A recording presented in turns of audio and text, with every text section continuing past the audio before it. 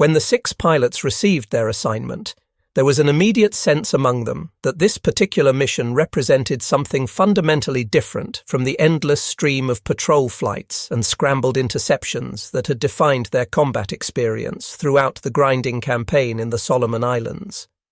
The men who were selected represented what you might call the cream of the crop when it came to experienced naval aviators serving in that theatre of operations. Lieutenant Junior Grade Takeshi Morisaki was a section leader who brought more than 2 full years of combat flying experience to the table. Petty Officer First Class Shoichi Sugita had already achieved ace status multiple times over with a tally of approximately 30 confirmed aerial victories to his credit. Chief Petty Officer Yoshimi Hidaka was another ace with around 20 victories, and he was particularly known for his tactical thinking and decision-making abilities, skills that had kept him alive through some of the most intense and bloody air battles that had been fought over Guadalcanal and the surrounding areas. Petty Officer First Class Kenji Yanagiya had been credited with 8 confirmed kills and had developed a reputation for exceptional marksmanship with his aircraft's guns. Petty Officer First Class Toyomitsu Tsujinue was regarded as a steady and reliable veteran who possessed nerves of steel even in the most chaotic combat situations. The youngest of the group was Petty Officer Second Class Yasushi Okazaki, who despite his relative youth had already proven himself in multiple combat engagements. The briefing for this mission was delivered personally by Commander Tadashi Nakajima, who commanded the 204th Air Group, which tells you something about how seriously this assignment was being taken by the higher-ups in the command structure.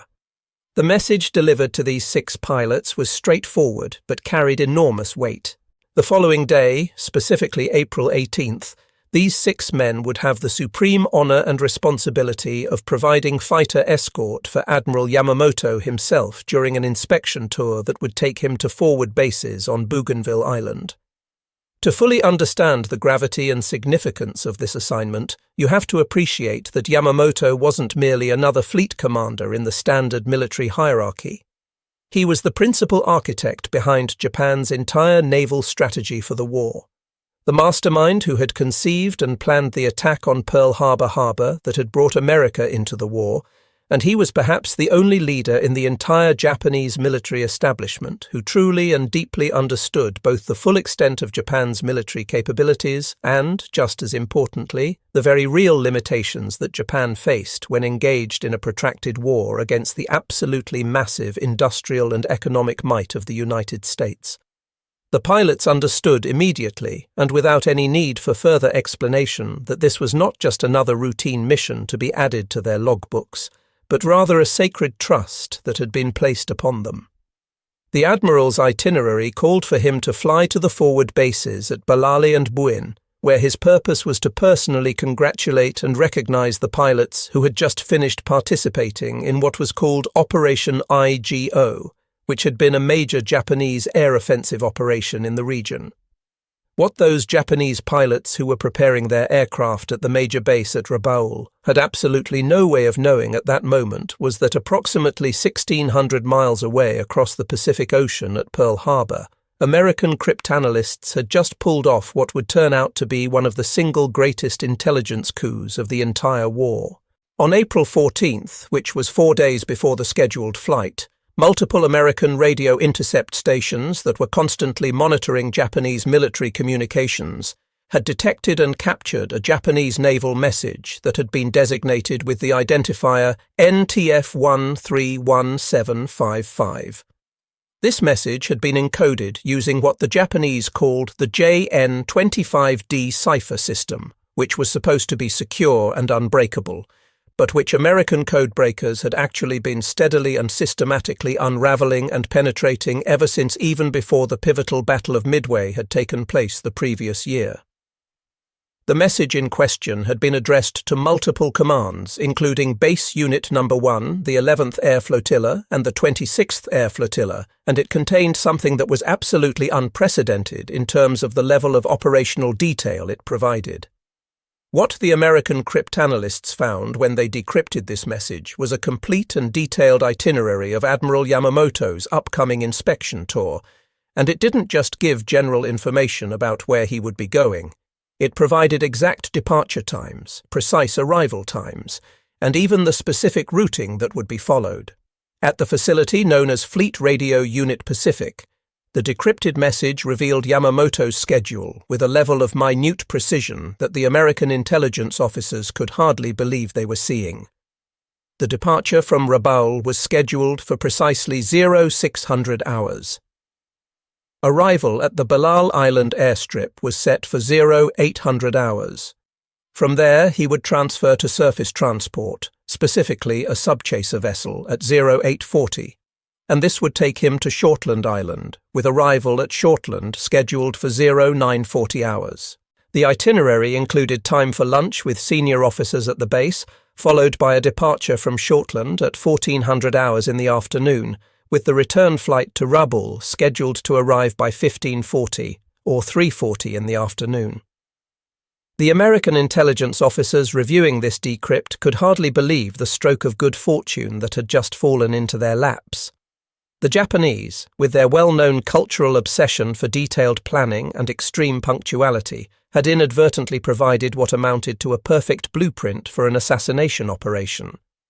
Admiral Chester Nimitz, who was the overall commander of Pacific forces, had to personally approve what would happen next, and after consultation with authorities in Washington, the decision was reached that this opportunity was too valuable to pass up.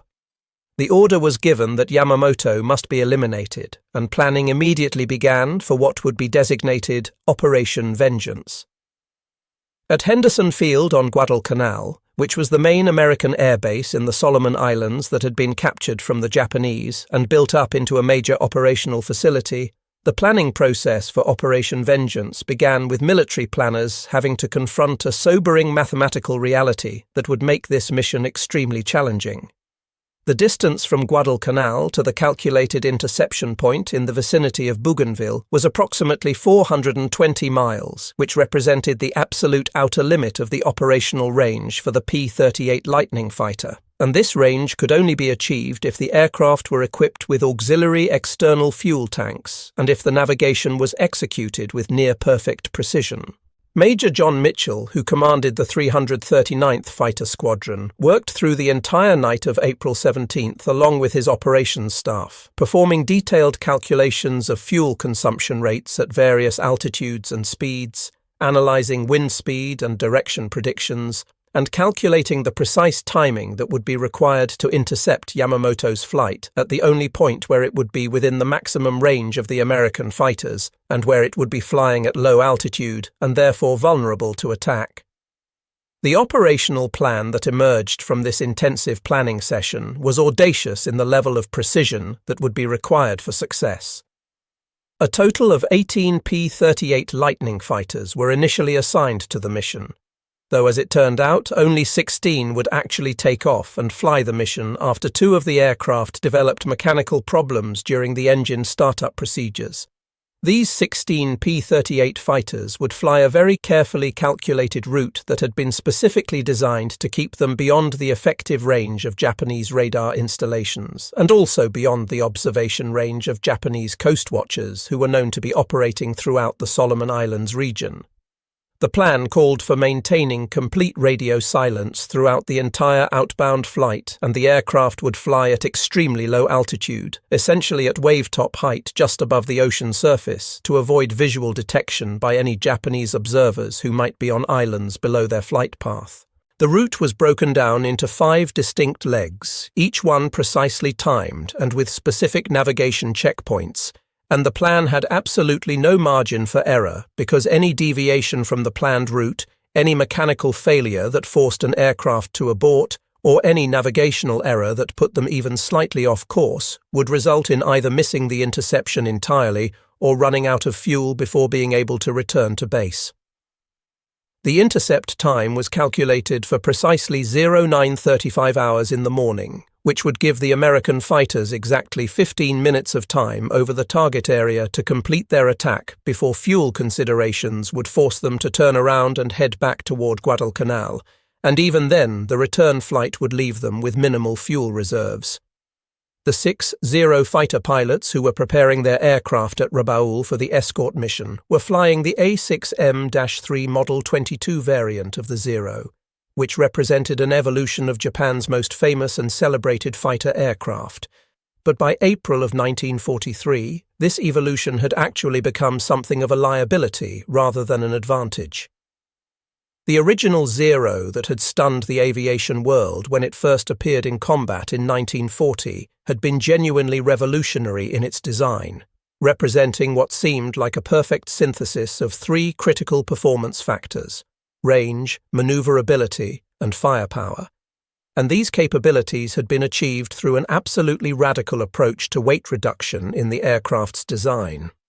Every single component of the aircraft had been scrutinized and analyzed to identify and eliminate any excess weight that could possibly be removed. The resulting aircraft featured no armor protection whatsoever for the pilot, carried its fuel in tanks that lacked self-sealing capability that would prevent fuel leaks when the tanks were hit by gunfire, and utilized a structural design that was built to the absolute minimum strength requirements that would allow the aircraft to withstand normal flight operations.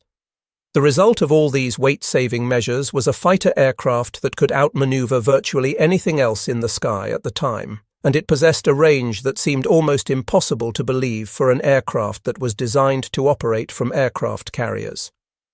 But by the spring of 1943, as the war progressed and American aircraft design advanced, the Zero's fundamental design philosophy had transformed from being its greatest strength into being its most critical weakness, what you might call an Achilles heel. The A6M3 variant that these escort pilots would be flying had attempted to address some of the weaknesses that had become apparent in earlier models through combat experience. It was equipped with a more powerful Sakae 21 engine that produced 1130 horsepower, which provided improved performance at high altitudes and gave the aircraft a slightly better diving speed compared to earlier versions. However, the fundamental vulnerabilities that were built into the basic design of the Zero remained unchanged and unaddressed. The aircraft still completely lacked any form of armor protection for the pilot, which meant that even glancing hits from enemy gunfire could kill or severely wound the pilot. It still carried all of its fuel in unprotected tanks that would immediately leak and often ignite when struck by incendiary ammunition, essentially turning the aircraft into what pilots grimly referred to as a flying torch. Most critically for the mission that lay ahead, the aircraft still fundamentally lacked the speed necessary to either catch up to or successfully escape from the new generation of American fighter aircraft that were now operating in the Pacific theater. The maximum speed that the A6M3 Model 22 could achieve was 388 miles per hour, and this top speed could only be reached at an altitude of approximately 19,690 feet under optimal conditions. In direct comparison, the P-38 Lightning that would be attacking them the following morning was capable of reaching 414 miles per hour at 25,000 feet, and the Lightning could outdive the Zero without any fear of structural failure due to excessive speed, and it carried enough concentrated firepower from its nose-mounted guns to completely destroy a Zero fighter with a single well-aimed burst of fire. The defensive formation that the Japanese escort would employ for this mission reflected tactical doctrine that had been developed through combat experience in China during the late 1930s against Chinese opposition that was flying obsolete and inferior aircraft, and this doctrine had not been significantly updated to reflect the realities of combat in 1943 against modern American fighters flown by increasingly well-trained pilots. The standard defensive positioning that Japanese doctrine called for placed the protecting fighters above and behind the bombers they were assigned to protect, which made perfect sense and was highly effective for diving down onto attackers who were approaching from above, which was the classic fighter attack profile that had been used by fighter pilots since the First World War. However, this traditional formation had a fatal blind spot that nobody in the Japanese command structure had apparently given sufficient thought to addressing. It could not adequately protect against attackers who chose to approach from below and behind, which was exactly the attack profile and approach vector that the Americans had carefully planned to use.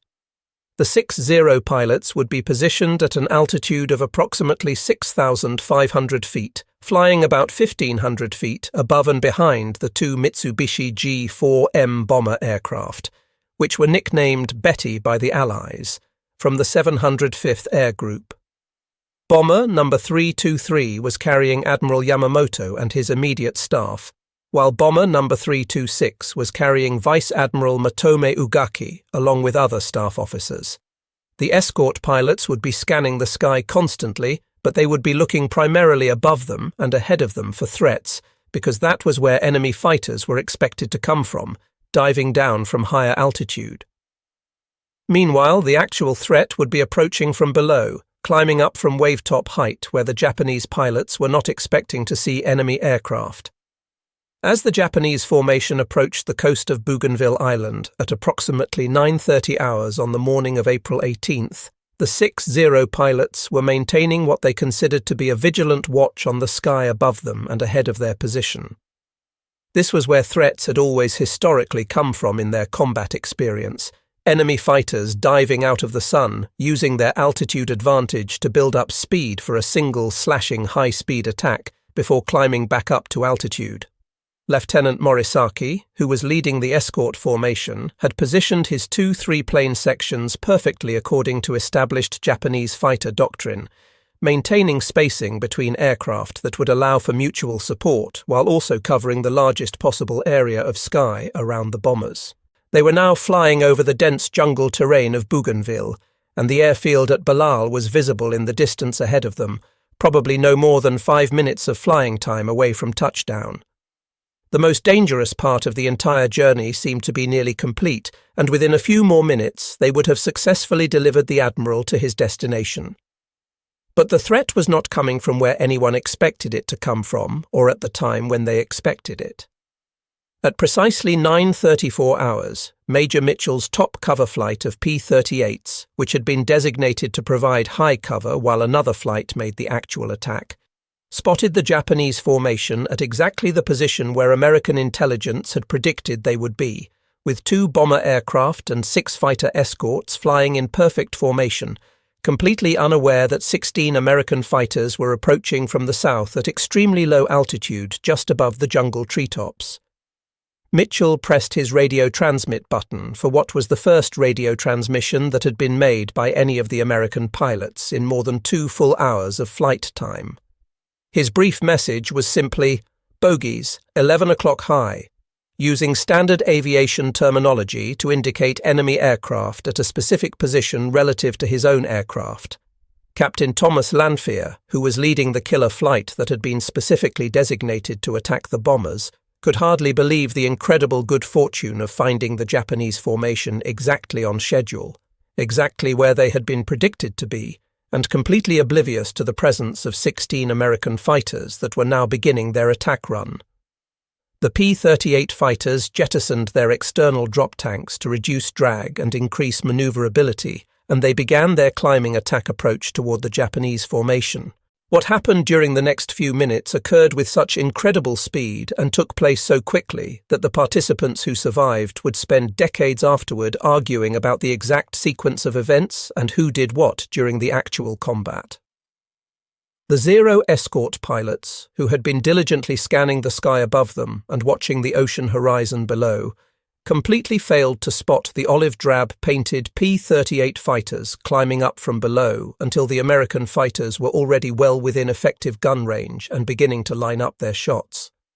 The American fighters had been painted in a color scheme of dark olive green and grey that had been specifically developed for operations in the Southwest Pacific Theater. And this camouflage scheme proved to be devastatingly effective because it allowed the aircraft to blend almost perfectly with the jungle backdrop behind and below them.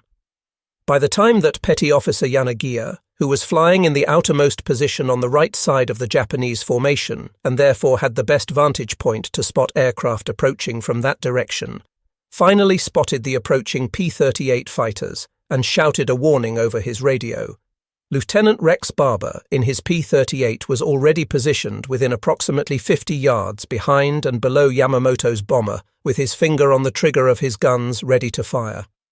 Barber's attack was executed in textbook-perfect fashion, exactly as briefed and practiced. Approaching from the bomber's 7 o'clock position, which means from behind and to the left and below the aircraft, where the tail gunner manning the defensive gun position could not depress his weapon downward at a sufficient angle to effectively engage an attacker at that position, Barber opened fire with all 4 of his 50 caliber machine guns and his single 20mm cannon, all of which were mounted in the nose of the P-38 and therefore fired in a concentrated stream directly ahead of the aircraft.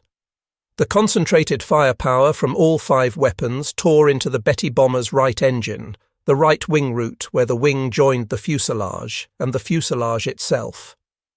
In the detailed after-action report that Barber filed after returning to base, he described seeing the bomber's right engine immediately begin streaming both black smoke and white vapor, which indicated that both oil and fuel lines had been severed by his gunfire and that the engine had been effectively destroyed. He continued firing as he rapidly closed the distance, shifting his point of aim to target the left engine as well, and he reported seeing pieces of the aircraft's structure breaking away from the right wing as his shells and bullets found their mark.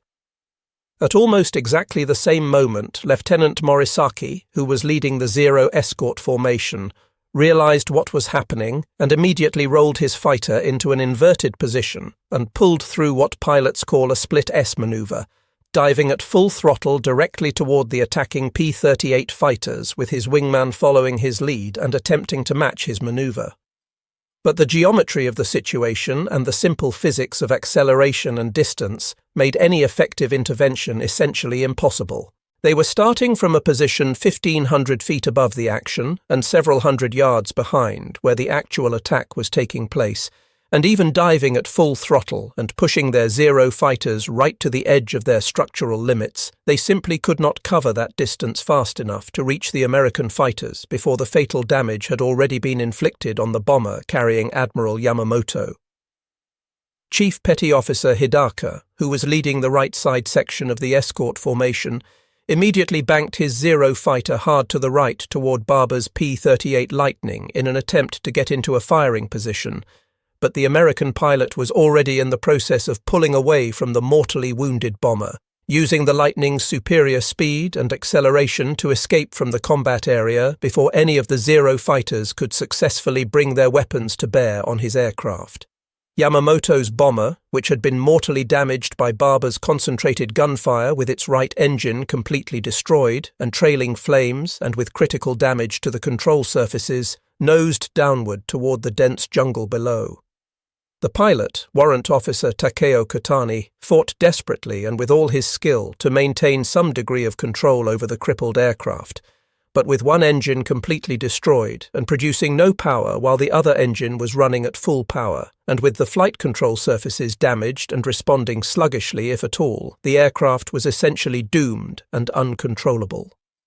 The Betty bomber crashed through the jungle canopy and into the ground at approximately 09:38 hours, just 4 minutes after the American fighters had first been sighted by the Japanese escort. The second bomber in the formation, which was carrying Vice Admiral Ugaki and his staff officers, attempted to escape by diving toward the ocean, but it was caught and engaged by Lieutenant Besby Holmes in another P-38, who inflicted severe damage on it. This second aircraft also crashed, though miraculously Vice Admiral Ugaki would survive the crash, being pulled from the wreckage with serious injuries but alive. Only Petty Officer First Class Kenji Yanagiya among all the escort pilots managed to achieve any form of successful retaliation or offensive action against the attacking Americans. As the P-38 fighters broke off their attack and turned south toward their base at Guadalcanal, Yanagiya spotted one Lightning that was struggling and falling behind the formation of other American aircraft, trailing smoke from one of its 2 engines. This was the aircraft being flown by Lieutenant Raymond Hine, which had been damaged either by defensive gunfire from one of the bomber's gun positions or possibly during the combat with the Zero fighters. Yanagiya immediately began pursuing the damaged Lightning, gradually closing to within effective gun range and firing repeated bursts from his 20mm cannon, aiming carefully and trying to finish off the wounded American aircraft. He observed definite strikes and impacts on the P-38's wing and fuselage, and he saw what appeared to be fuel streaming from punctured fuel tanks. But despite this damage, the rugged American fighter continued flying, with its one surviving engine producing enough power to keep pulling it toward home and safety. The pursuit continued for several minutes, but eventually Yanagiya was forced to break off his attack. He was now far from Bougainville and getting farther from friendly territory. With each passing minute, he had expended most of his ammunition in his repeated attacks, and there was the very real possibility that other P-38 fighters might turn back to protect their damaged comrade if they realized he was under attack. Reluctantly, he turned back toward Balale Airfield, where the other 5 Zero pilots of the escort had already landed. Their aircraft were completely undamaged from the brief combat, but their mission had ended in what could only be described as a catastrophic failure. Hein's damaged P-38 would never reach Guadalcanal, disappearing somewhere over the vast expanse of ocean during the return flight, making him the only American loss of the entire mission. But this single victory, if it could even properly be called that since Hein's aircraft may have been doomed by damage from defensive gunfire rather than Yanagiya's attacks, could not in any way alter the fundamental reality of what had just occurred. The Imperial Japanese Navy's single most important leader was dead, killed while under the direct protection of 6 of the 204th Air Group's most experienced fighter pilots, and nothing could change that terrible fact. The failure of the Zero fighter escort on April 18, 1943, cannot possibly be properly understood or fairly evaluated without examining in detail the fundamental technological mismatch that had developed by this relatively late stage of the Pacific War between Japanese and American fighter aircraft. The A-6M-0, which had been genuinely revolutionary and world-leading when it first entered combat service in 1940, was by 1943 operating on what you might call borrowed time against increasingly superior American aircraft that had been specifically designed to counter its strengths and exploit its weaknesses. The very design philosophy that had made the Zero so dominant during the early months and years of the war, specifically that radical approach to weight reduction in order to achieve superior range and maneuverability compared to any other fighter aircraft in existence at the time, had become a fatal weakness when facing opponents who had learned through hard experience how to exploit the limitations that this design philosophy created. The Zero's complete lack of any armor protection for the pilot meant that even glancing hits from enemy gunfire could kill or seriously wound the pilot, taking the aircraft out of the fight.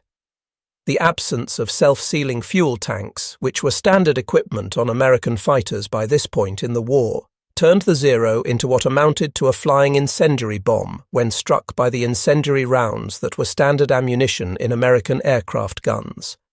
But most critically for the specific mission of escorting Admiral Yamamoto's bomber, the Zero's maximum speed of only 388 miles per hour and its poor high-speed handling characteristics that became apparent when the aircraft was pushed beyond certain speed limits meant that it could neither successfully catch nor escape from the new generation of American fighter aircraft like the P-38 Lightning. The P-38, with its twin Allison engines that together produced a combined output of 2,800 horsepower compared to the Zero's single engine that produced only 1,130 horsepower, could essentially dictate the terms of any engagement, choosing when to attack based on advantageous conditions and when to disengage and escape if the situation became unfavorable, all entirely at will and with the Zero pilots unable to do anything about it. The defensive formation that had been employed by the Zero escort reflected tactical doctrines and procedures that had been developed through combat experience against Chinese opponents who were flying obsolete aircraft back in the late 1930s during Japan's war in China. The tactical assumption that attacks would come from above, the spacing between aircraft that actually prevented effective mutual support in a rapidly developing combat situation, and the altitude differential between the escorts and the bombers that made rapid intervention downward impossible to accomplish in time. All of these factors contributed significantly to the failure of the escort to protect their charges. The 6 Zero pilots had been positioned in 2 V formations with 3 aircraft in each formation, flying at an altitude of approximately 6,500 feet, which placed them about 1,500 feet above and behind the two Betty bombers they were protecting. Japanese fighter doctrine, which had been developed through years of combat experience starting in China and continuing through the early Pacific campaigns, placed heavy emphasis on individual pilot skill and ability over coordinated tactics involving multiple aircraft working together. While American pilots by this stage of the war were being trained extensively in mutual support techniques such as the Thatch Weave, which was a defensive maneuver developed by a Navy pilot to allow two fighters to protect each other, Japanese pilots were still expected to prevail in combat primarily through superior individual airmanship and flying skill. This doctrinal approach had worked extremely well during the period when Japanese pilots held a clear qualitative edge over their opponents in terms of both the aircraft they were flying and their level of combat experience and training. But by 1943, American pilots were increasingly well trained, having benefited from lessons learned through hard combat experience, and they were flying aircraft that were in many ways superior to what the Japanese were flying. For the 6-0 fighter pilots who had flown escort duty on the morning of April 18, 1943, their failure to protect Admiral Yamamoto would come to define the remainder of their lives and careers for however long they survived. Within a span of just 3 months following the mission, 4 of the 6 pilots would be dead, killed in combat in the skies over the Solomon Islands. Chief Petty Officer Yoshimi Hidaka and Petty Officer Second Class Yasushi Okazaki both died on June 7th during a large-scale raid against American positions in the Russell Islands, a massive operation that involved 81 Zero fighters, 12 of which were carrying incendiary firebombs under their wings, with the rest providing escort. During the 90-minute battle that developed, which saw 23 to 24 Japanese aircraft shot down against approximately 50 Allied fighters that were engaged, both Hidaka and Okazaki were shot down and killed. Both men had been flying Zeros that were armed with firebombs suspended under their wings, and they pressed their attacks through intense anti-aircraft fire from ground positions and against determined opposition from American fighters.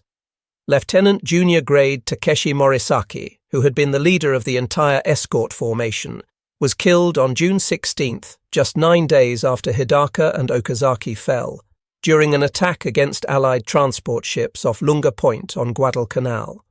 He died alongside squadron leader Lieutenant Zenjiro Miyano during yet another raid against American shipping and installations. On July 1st, Petty Officer First Class Toyomitsu Tsujinue went missing in action and was never seen again during an escort mission that was providing fighter cover for dive bombers that were attacking the Allied naval anchorage at Rendova Island. His fate remains unknown to this day, with no confirmed information about whether he was shot down, crashed, or what happened to him. With Tsujinue's disappearance, only one single member of the original 6-man escort remained alive and still flying combat missions. Petty Officer First Class Shoichi Sugita, who had already been credited with approximately 30 aerial victories when Admiral Yamamoto died, made what you might call a different interpretation of the concept of redemption for the failure. Rather than seeking immediate death in combat like several of his comrades appeared to have done, Sugita decided that destroying as many American aircraft as possible represented better atonement for the failure than simply achieving a single glorious death. Throughout the summer months of 1943, Sugita continued adding to his victory tally in the brutal air combat that raged over the Solomon Islands. By August, he had raised his total to approximately 40 confirmed victories, which made him the leading ace in the entire Solomon Islands campaign at that time. In August 1943, Sugita experienced his first close brush with death when his Zero fighter was caught by American fighters while he was in the process of attacking American bomber aircraft. His aircraft took hits in the engine which immediately caught fire, creating a situation where death seemed imminent.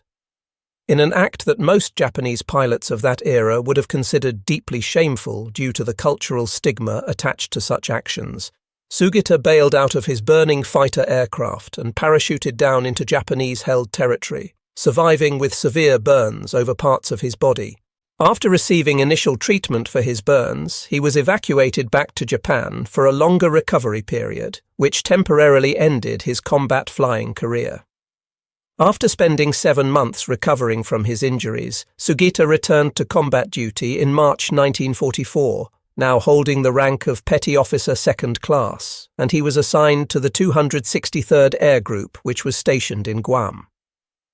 The Pacific War had shifted dramatically during the months he had been out of action recovering from his wounds.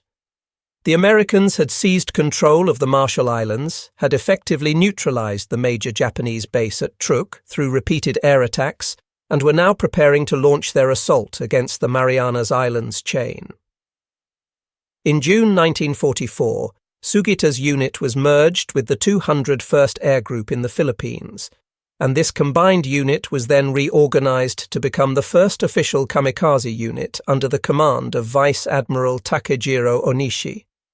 Sugita flatly refused to participate in kamikaze missions, unwilling to throw his life away in what he apparently saw as a wasteful suicide attack, and as a result of his refusal, he was ordered to return to Japan.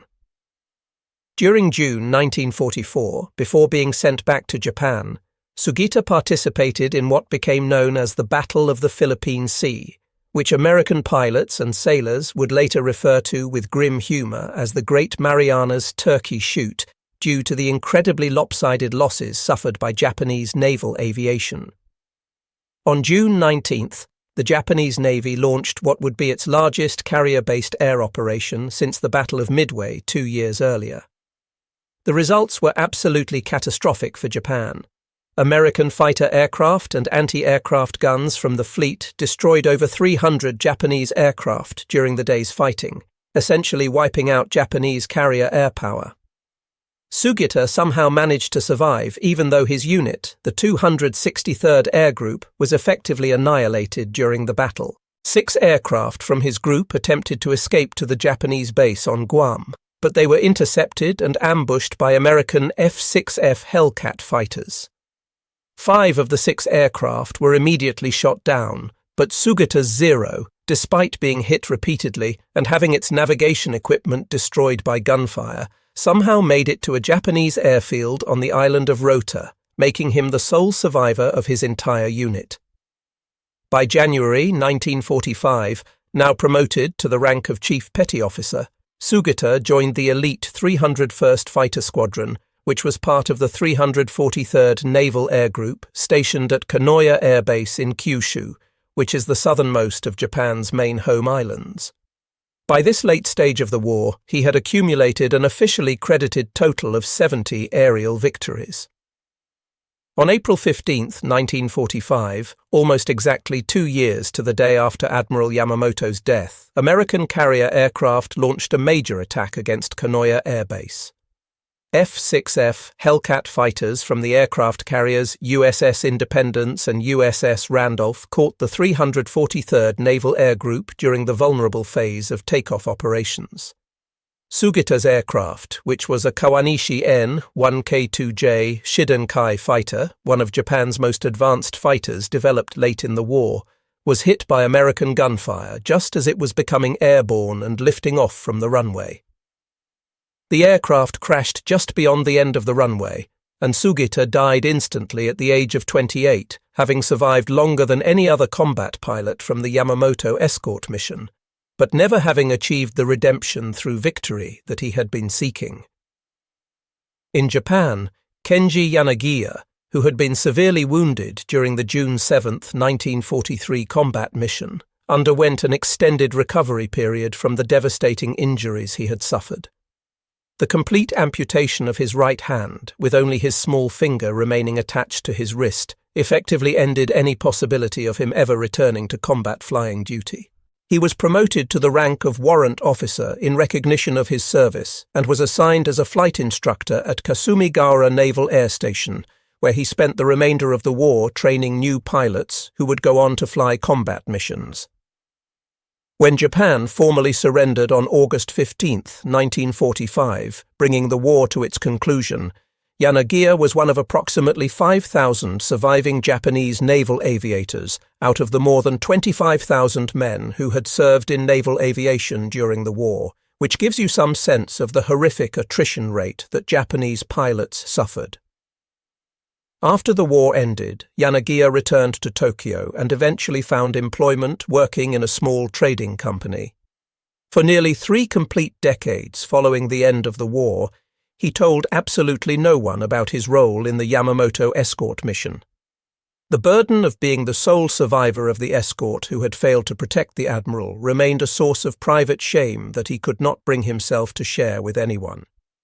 In the mid-1970s, a Japanese aviation historian named Akira Yoshimura, who was conducting research for a book he was writing about the Yamamoto mission, discovered through careful investigation of military records that one of the escort pilots had actually survived the war. He tracked down Yanagiya, who was now in his 50s and still working in Tokyo. Through a series of multiple interviews conducted over an extended period, Yanagiya's story emerged and was told for the first time to anyone outside of the military.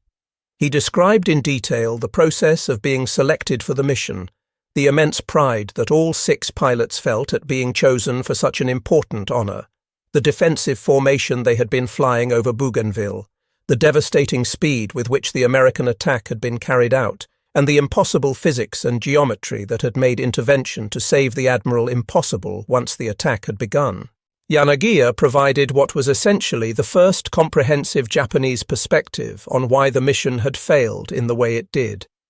He carefully described how the P-38 Lightning fighters had appeared from an unexpected angle of attack and at an unexpected time, how the Zero escort had been positioned according to standard doctrine that had proven to be completely inadequate for the situation,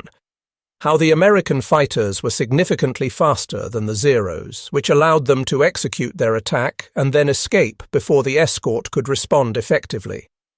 He repeatedly emphasized in these interviews that it had been nearly impossible to protect 2 bombers from 16 P-38 fighters when the escort consisted of only 6 Zero fighters, particularly when the Americans had the element of complete surprise and were flying superior aircraft. On April 15th through 17th, 1988, the National Museum of the Pacific War, which is also known as the Admiral Nimitz Museum, located in Fredericksburg, Texas, organized a special symposium commemorating the 45th anniversary of Operation Vengeance. 8 of the surviving American pilots who had participated in the mission attended this symposium, and through their Japanese contacts, the museum organizers extended a special invitation to Yanagiya to attend as well. He accepted the invitation, making what was his first trip to America at the age of 68 years old. Contemporary newspaper coverage from the Deseret News and other publications explicitly identified that the lone Japanese representative attending the meeting was former Zero pilot Kenji Yanagiya. During the course of the symposium, Yanagiya met with Major John Mitchell, who had been the mission commander for Operation Vengeance, and he presented Mitchell with a small handheld compass as a gift. He shook hands with Rex Barber and with the other American pilots who had participated in the mission. An official oral history interview was recorded on April 15, 1988, and this interview is now preserved and available through the Portal to Texas History Digital Archive. Video documentation was also created that captured panel discussions featuring Yanagiya sitting alongside American pilots including Frank Holmes, Lewis Kittle, Jack Jacobson, Douglas Canning, and Roger Ames, discussing the mission from both perspectives.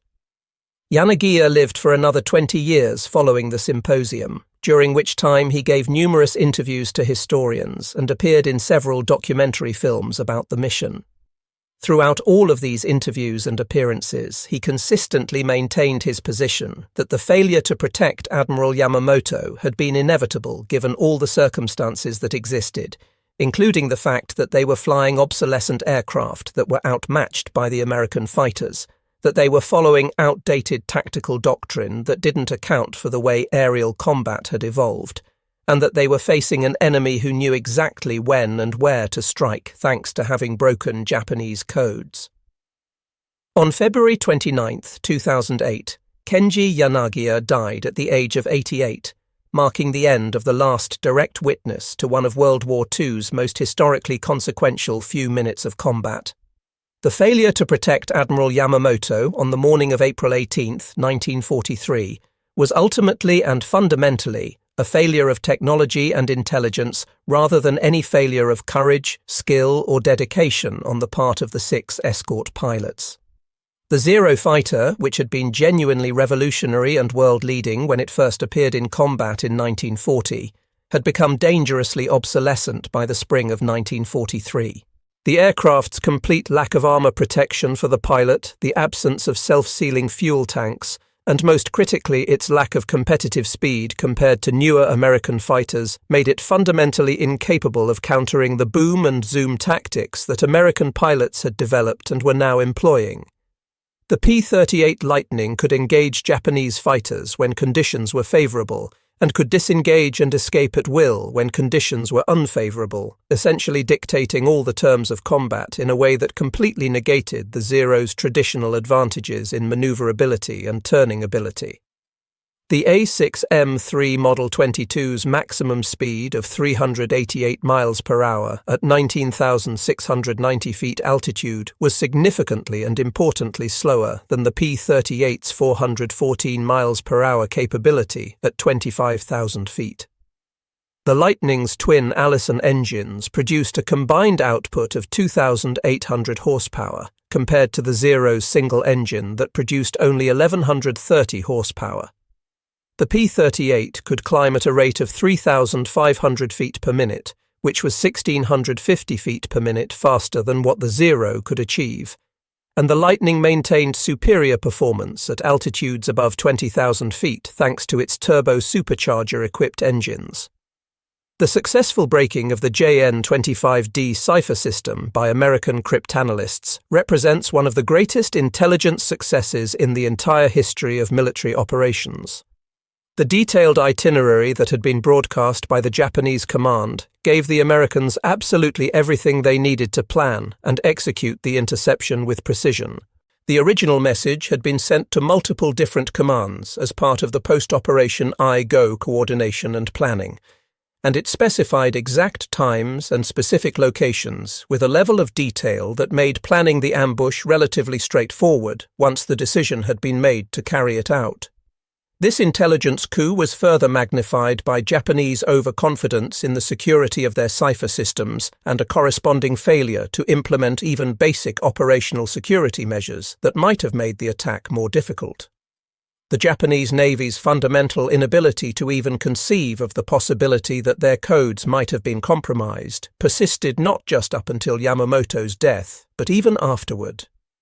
While some individual officers harbored suspicions that the Americans might have somehow been warned about the Admiral's flight schedule, the Navy leadership as an institution rejected any possibility that the JN-25D cipher system had been broken and was being read. This willful blindness and refusal to acknowledge the possibility of compromised communications security allowed American codebreakers to continue reading Japanese military communications for many months afterward, providing continued intelligence advantage. The positioning of the Zero escort fighters reflected tactics and doctrine that had been developed through combat experience against inferior Chinese opposition during the late 1930s. The fundamental assumption that attacks would come from above, the spacing between aircraft that actually prevented effective mutual support in a rapidly developing situation, and the altitude differential between the escorts and the bombers that made rapid intervention downward impossible, all of these factors contributed to the ultimate failure. The 6 Zero pilots were positioned in 2 V formations with 3 aircraft in each formation, flying at an altitude of approximately 6,500 feet, which placed them about 1,500 feet above and behind the 2 Betty bombers they were assigned to protect. Japanese fighter doctrine, as it existed at this point in the war, emphasized individual pilot skill and ability over coordinated tactics involving multiple aircraft working together in a systematic way. While American pilots by this stage of the war were receiving extensive training in mutual support techniques like the thatch-weave defensive maneuver, Japanese pilots were still expected to prevail in combat primarily through superior individual airmanship.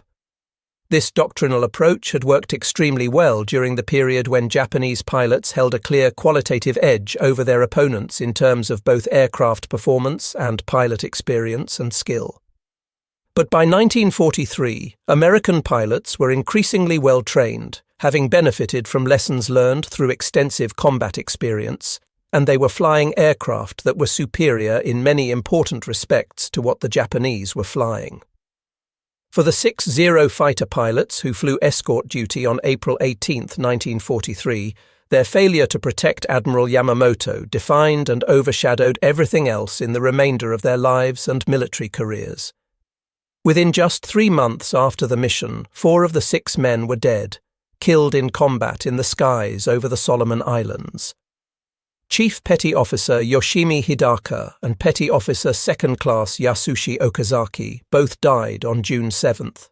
Lieutenant Junior Grade Takeshi Morisaki was killed on June 16th, and Petty Officer First Class Toyomitsu Tsujinue went missing in action on July 1st. Petty Officer First Class Shoichi Sugita survived until April 15th, 1945, accumulating an officially credited total of 70 aerial victories before he died during a takeoff scramble at Kanoya Air Base when his aircraft was hit by American fighters and crashed.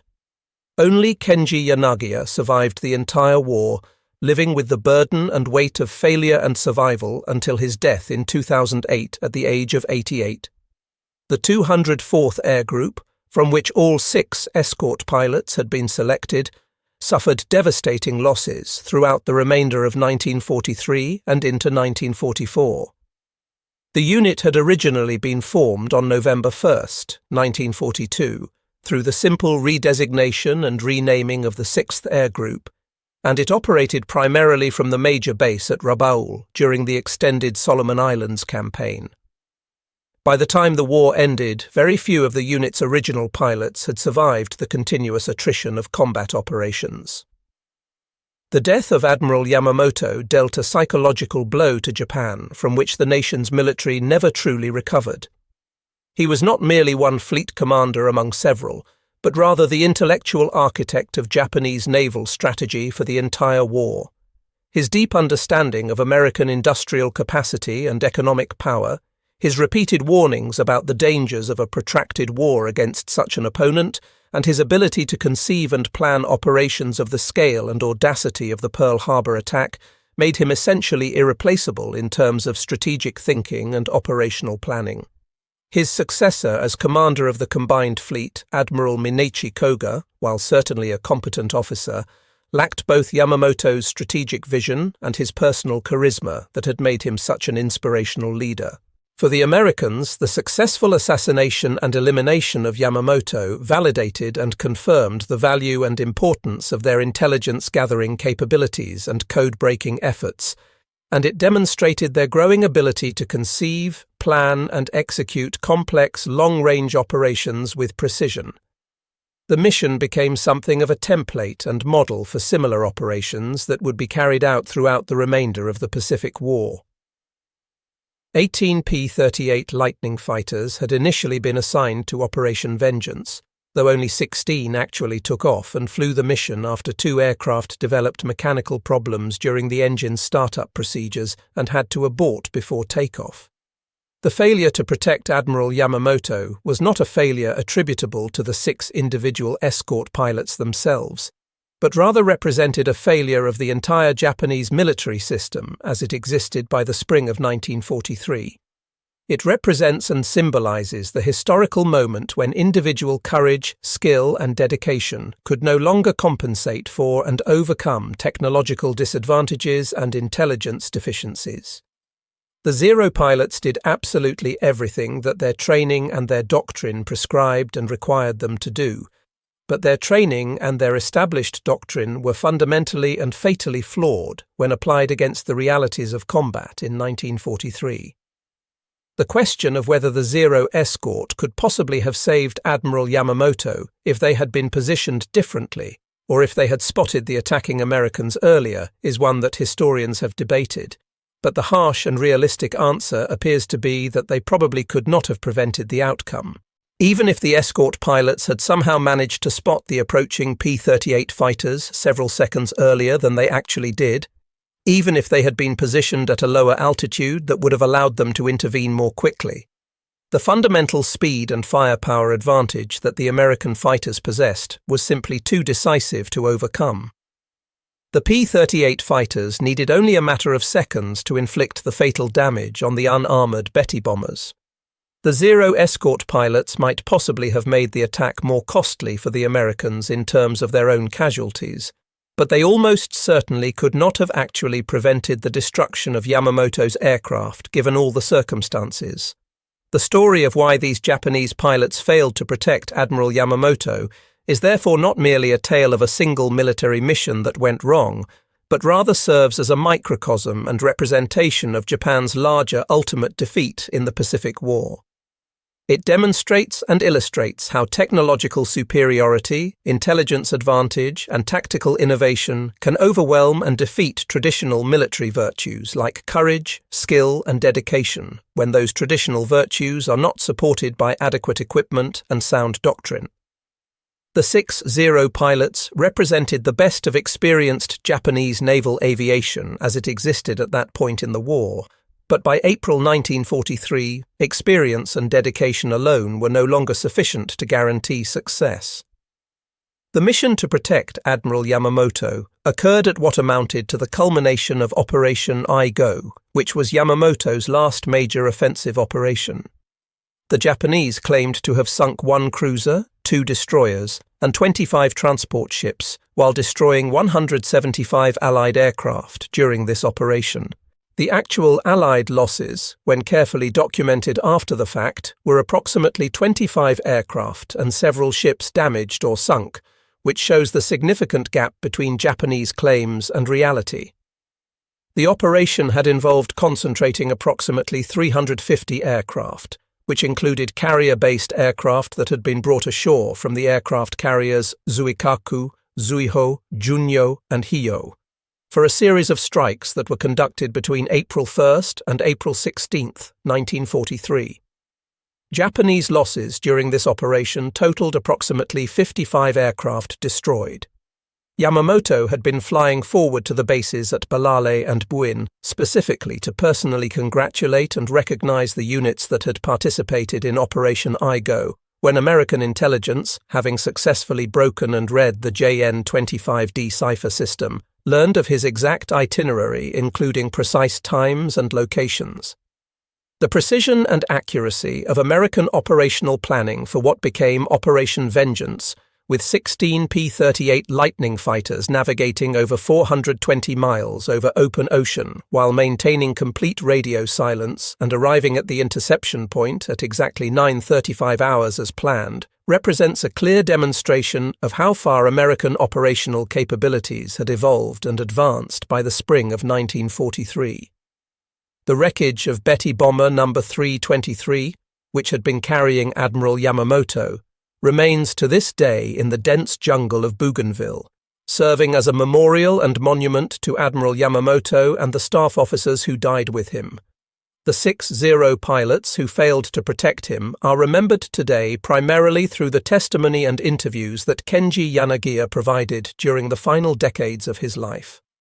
Their failure deserves thoughtful consideration and analysis because it encapsulates and represents the larger tragedy of the Imperial Japanese Navy during the Pacific War. These were skilled and dedicated warriors who were ultimately undone not by any personal failings, but by technological inferiority that was becoming increasingly apparent,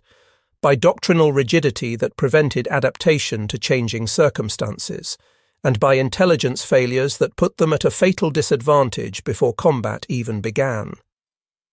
Kenji Yanagiya died on February 29, 2008, at the age of 88 years old, marking the end of the last living witness to one of the Second World War's most consequential few minutes of aerial combat. With his death, the story of the Yamamoto escort mission passed completely from the realm of living memory into the realm of historical record. But the lessons and implications from this mission remain highly relevant even today.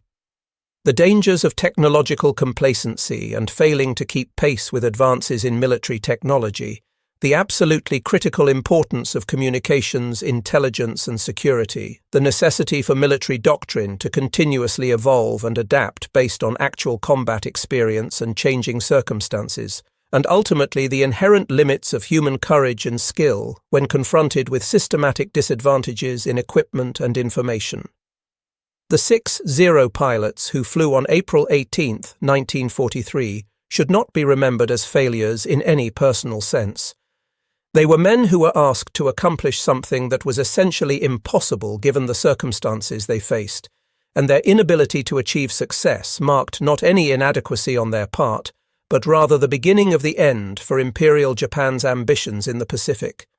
They flew obsolescent aircraft that were increasingly outmatched. They followed tactical doctrine that had been developed for different circumstances and had not been updated to reflect current realities. And they faced an enemy who knew exactly when and where to strike because Japanese communications security had been fatally compromised. Their story represents one of the Pacific War's most genuinely poignant tragedies, the story of warriors who were defeated not through any lack of courage or determination, but by the inexorable changing nature of warfare itself and by systematic failures that extended far beyond their individual control or responsibility.